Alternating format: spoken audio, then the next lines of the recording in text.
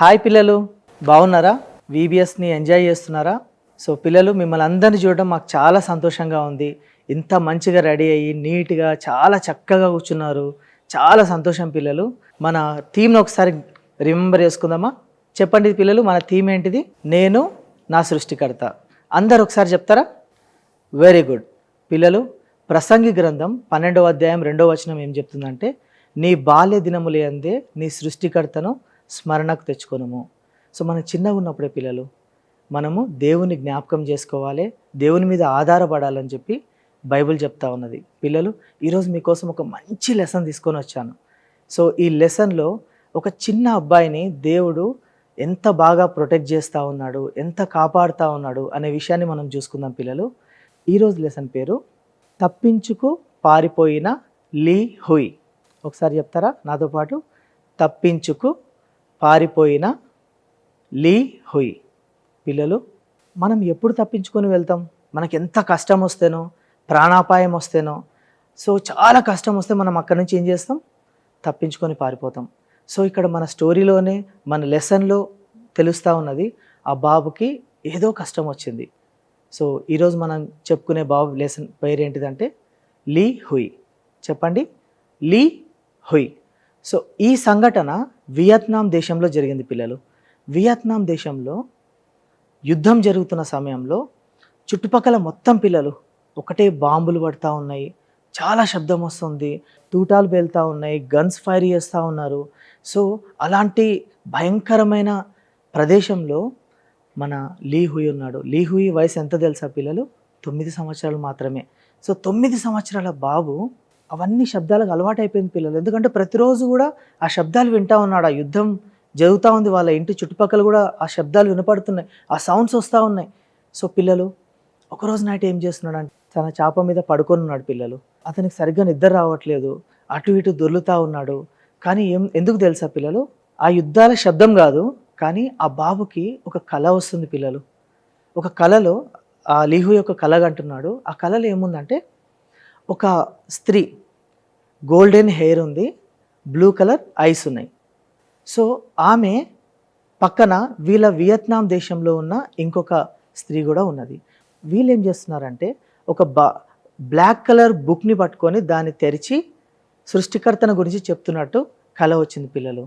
ఇంకా ఏమొచ్చిందంటే ఆ కళలో ఇంకా కొంతమంది పిల్లలు మాట్లాడుకుంటా ఉన్నారు, ఇదిగో ఈ బంగారు రంగు వెంట్రుకలు ఉన్న ఈ స్త్రీ ఉన్నది కదా, మన వియత్నాం పిల్లలు కనబడితే వాళ్ళని తీసుకొని వెళ్ళి వాళ్ళ కళను బీకేసి వాళ్ళ దేశంకి తీసుకెళ్తుందని చెప్పుకుంటున్నారంట పిల్లలు. ఎంత ఫన్నీ కదా పిల్లలు. చిన్నపిల్లలకి ఎన్ని కళలు వస్తాయి? మీకు కళలు వస్తాయా? సో ఇలాంటి కళలు వస్తున్నాయా పిల్లలు? కానీ లీ హుయ్కి చిన్న చెల్లెలు ఉన్నది. ఆ చెల్లె పేరు ఏంటిదంటే కిమ్. ఏం పేరు పిల్లలు చెప్పండి? కిమ్. సో లీ హుయ్ 9 సంవత్సరాల బాబు అండ్ వాళ్ళ చెల్లెల పేరు కిమ్. కిమ్ చాలా చిన్న అమ్మాయి, చాలా బాగా పడుకుంది పిల్లలు. వాళ్ళ అన్నలాగా అట్లా ఇక్కడ అటు ఇటు నసగట్లేదు, చాలా ప్రశాంతంగా పడుకుంది. ఎందుకంటే మా అన్న ఉంటే నాకు ఎంతగానో ధైర్యం ఉంటుంది అని ఆ అమ్మాయికి తెలుసు. వాళ్ళ అన్న ఆ అమ్మాయిని చాలా జాగ్రత్తగా చూసుకుంటాడని కిమ్కి తెలుసు. కిమ్ పడుకొని ఉంది పిల్లలు, చాలా ప్రశాంతంగా పడుకొని ఉంది. సడన్గా ఏమైంది తెలుసా? ఎవరో లీ హుయ్ని కుదుపుతూ లేపుతూ ఉన్నారు పిల్లలు. లేపుతూ ఉన్నప్పుడు ఏమైందంటే లీ హుయ్ సడన్గా లేచి, అమ్మో ఆ బంగారు రంగు వెంట్రుకల ఆమె వచ్చి నన్ను ఎత్తుకబోతుందేమో, తీసుకెళ్తుందేమో అని భయపడండి పిల్లలు. కళ్ళ నుంచి లేపింది కదా. లేపినప్పుడు వాళ్ళమ్మ నెమ్మదిగా అంటుంది, లీ హుయ్ భయపడొద్దు, మన దగ్గర శత్రు సైనికులు వస్తున్నారు, మన దగ్గర తూటాల చప్పుడు వినపడుతుంది, గన్స్ ఫైర్ అవుతున్నాయి మన ఇంటి దగ్గరలోనే. మీ నాన్నగారు చెప్పారు మనం తొందరగా పారిపోవాలి ఇక్కడ నుంచి, లేదంటే మనల్ని శత్రు సైనికులు చంపేస్తారు. కాబట్టి నేనేం చేస్తానంటే కొంత ఆహారం, కొంచెం మనకు బట్టలు కావాల్సినవి మొత్తం పెట్టుకొని ఒక మూటలో పెట్టుకుంటాను. నువ్వు మీ చెల్లెని పట్టుకొని భుజం మీద ఇలా వేసుకొని నెమ్మదిగా నడుస్తూ ఉండు. ఇంకొక విషయం పిల్లలు, వాళ్ళ దగ్గర ఒక చిన్న పంది పిల్ల కూడా ఉంది పిల్లలు, వాళ్ళు పెంచుకుంటున్నారు. సో ఆ పంది పిల్లని మీ నాన్నగారు తోలుకుంటూ వస్తారు, దానికి తాడు కట్టి తీసుకొని వస్తారు. కాబట్టి మనందరం కూడా తొందరగా ఎక్కడి నుంచి బయలుదేరాలి, కిమ్మును మాత్రం, చెల్లెని మాత్రం లేపొద్దు అని చెప్పి వాళ్ళ మమ్మీ లీ హుయ్ని లేపింది పిల్లలు. సో లీ హుయ్ లేచాడు. సో వాళ్ళమ్మ మొహం చూశాడు, చాలా భయమైంది. సైనికులు వస్తూ ఉన్నారు, శత్రువులు వస్తున్నారు, చంపేస్తారేమో అని అందరూ కూడా లేచి బయటికి వెళ్ళిపోయారు పిల్లలు. మీకు ఒక విషయం తెలుసా పిల్లలు, వాళ్ళు ఎక్కడికి వెళ్తున్నారో వాళ్ళకి తెలియదు. మనకు కూడా పిల్లలు చాలాసార్లు మనం ఎక్కడికి వెళ్తున్నామో ఈ లైఫ్లో తెలియని పరిస్థితిలో ఉన్నప్పుడు మనం దేవుని మీద ఆధారపడాలి పిల్లలు. సో నెక్స్ట్ ఏం జరుగుతుందంటే వాళ్ళు బయటికి వెళ్తూ ఉన్నారు. లీహుయి పాపనెత్తుకొని వెళ్తూ ఉన్నాడు. వాళ్ళ నాన్న పందిని ముందుగా నడిపించుకుంటూ వెళ్తూ ఉన్నాడు. వాళ్ళ మదర్, వాళ్ళ అమ్మగారు ఏం చేస్తున్నారు, ఒక మూటలో వాళ్ళకి కావాల్సిన కొంచెం ఆహారము, కొంచెం కొన్ని బట్టలు తీసుకొని ఆమె నెత్తి మీద మూట పెట్టుకొని వెళ్తుంది. మీరు చూస్తున్నారు కదా పిల్లలు, మన స్క్రీన్ మీద కనపడుతుంది కదా. సో తీసుకొని వెళ్తూ ఉన్నారు. వెళ్తూ ఉంటే ఇక్కడ ఏం తెలుసా పిల్లలు, పందికి కట్టడం ఇష్టం ఉండదు పిల్లలు. ఏదైనా కడితే పందికి చాలా కోపం వస్తుంది. అది ముందుకు వెళ్ళట్లేదు, వెనుకకు వెళ్ళట్లేదు. సో దాన్ని చాలా కష్టపడి తీసుకొని వెళ్తూ ఉన్నారు పిల్లలు. వాళ్ళు చీకట్లో నడుచుకుంటూ వెళ్తూ ఉన్నారు పిల్లలు. నడుచుకుంటూ వెళ్ళి చాలా దూరం అయిన తర్వాత ఉదయమైంది పిల్లలు. ఉదయమైనప్పుడు వాళ్ళు చాలా టైర్డ్గా అనిపించింది, చాలా అలసిపోయారు. వాళ్ళ నాన్నగారు చెప్పారు, మనం ఇక్కడ కొంచెం సేపు రెస్ట్ తీసుకుందామని అనుకున్నారు పిల్లలు, విశ్రాంతి తీసుకుందాం అనుకున్నారు. సో అక్కడ మార్నింగ్ కాగానే పిల్లలు ఒక మంచి వరి పొలం దగ్గర ఒక వాగు ఉంది పిల్లలు. నీళ్ళన్నీ ఇలా ఫ్లో అవుతూ ఉన్నాయి. అక్కడ అలా కూర్చొని ఉన్నారు. అక్కడ కొన్ని గేదెలు వాటర్లో ఉన్నాయి పిల్లలు. వాటి దగ్గరనే కొన్ని కొంగలు, క్రేన్స్ ఉంటాయి కదా, ఆ కొంగలు కూడా ఉన్నాయి. చేపల్ని, చిన్న చిన్న నత్తల్ని తింటూ ఉన్నాయి పిల్లలు. సో లీహుయి చూస్తూ ఉన్నాడు వాటిని. ఈ గేదెలు కొంగలు రెండు కూడా కలిసి ఉన్నాయి, ఫైటింగ్ చేయట్లేదు కదా. అట్లనే మనుషులు ఎందుకు ఫైటింగ్ చేయకుండా ఉండకూడదు, అందరు కలిసి ఉండొచ్చు కదా, ఎందుకు వీళ్ళు మమ్మల్ని తరుముతా ఉన్నారని అడుగుతూ ఉన్నారు పిల్లలు.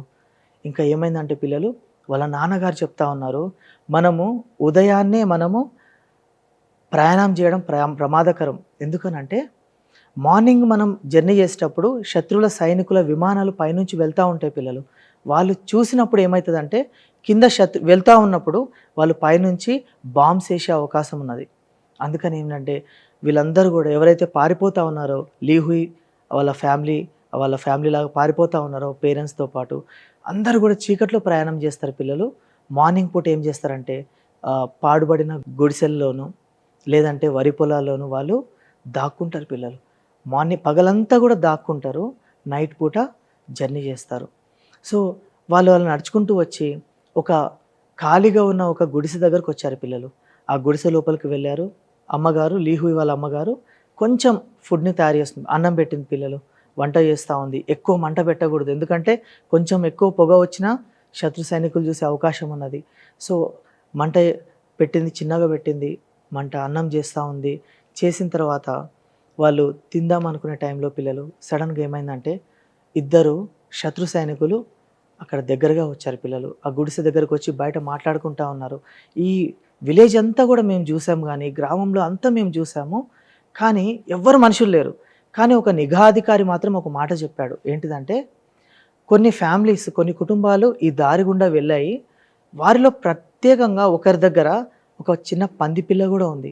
సో వీళ్ళు అనుకుంటున్నారు పిల్లలు, శత్రు సైనికులు, ఆ పంది పిల్ల కానీ దొరికితే మనం దాన్ని తీసుకొని మంచిగా తిందాము, కర్రీ చేసుకొని తిందామని అనుకుంటున్నారు పిల్లలు. సో వాళ్ళు మాట్లాడుకుంటుంటే లోపల లీహుయి వాళ్ళ చెల్లెని ఎత్తుకున్నాడు పిల్లలు. భయంతో ఏమైనా చేస్తారేమో అని వాళ్ళ చెల్లెని దగ్గరగా తీసుకున్నాడు. వాళ్ళ అమ్మగారు, వాళ్ళ నాన్నగారు ఇద్దరు కూడా భయపడతా ఉన్నారు. అందరూ కూడా ఎవ్వరు కూడా శబ్దం చేయట్లేదు పిల్లలు, ఒక్క చిన్న సౌండ్ కూడా చేయట్లేదు. వాళ్ళందరూ కూడా నిశ్శబ్దంగా ఉన్నప్పుడు సడన్గా ఈ చిన్న పంది పిల్ల ఏదైతే ఉందో అది గుర్ గుర్ అని అరిచింది. వీళ్ళందరూ భయపడిపోయారు పిల్లలు.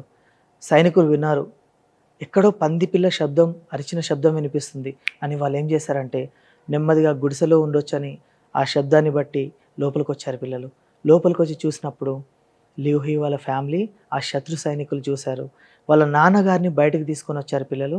బయటకు తీసుకొని వచ్చి వాళ్ళ నాన్నని లాక్కొని వచ్చారు. వచ్చి ఏం చేశారంటే గన్ని వాళ్ళ నాన్న మీద, తల మీద పెట్టి, నువ్వు ఎవరిక్కడ, ఏం చేస్తున్నావు అని క్వశ్చన్ అడిగారు పిల్లలు. ఆయన జవాబు ఇవ్వకముందే లీహుయి వాళ్ళ నాన్నగారిని గన్ తోటి షూట్ చేసి చంపేశారు పిల్లలు.